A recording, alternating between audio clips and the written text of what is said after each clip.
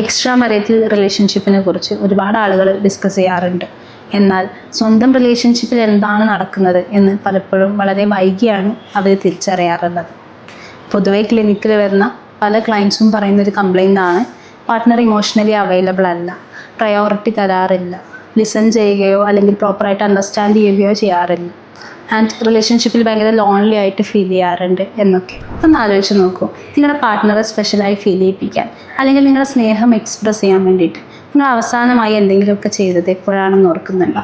ഒരു റിലേഷൻഷിപ്പിൽ വളരെ ഇമ്പോർട്ടൻ്റ് ആയ ചില കാര്യങ്ങളാണ് ഓപ്പൺ ആയിട്ടുള്ള കമ്മ്യൂണിക്കേഷൻ, മ്യൂച്വൽ റെസ്പെക്റ്റ്, അതുപോലെ തന്നെ ഇമോഷണൽ ഇൻറ്റിമസി തുടങ്ങിയവ. ഇതിലൊക്കെ എന്തെങ്കിലും പ്രശ്നങ്ങൾ വരുമ്പോൾ ആ രണ്ട് വ്യക്തികൾ തമ്മിൽ വളരെയധികം ഡിസ്റ്റൻസ് ഉണ്ടായേക്കാം.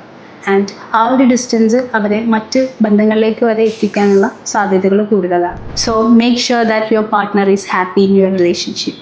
If not, work it out.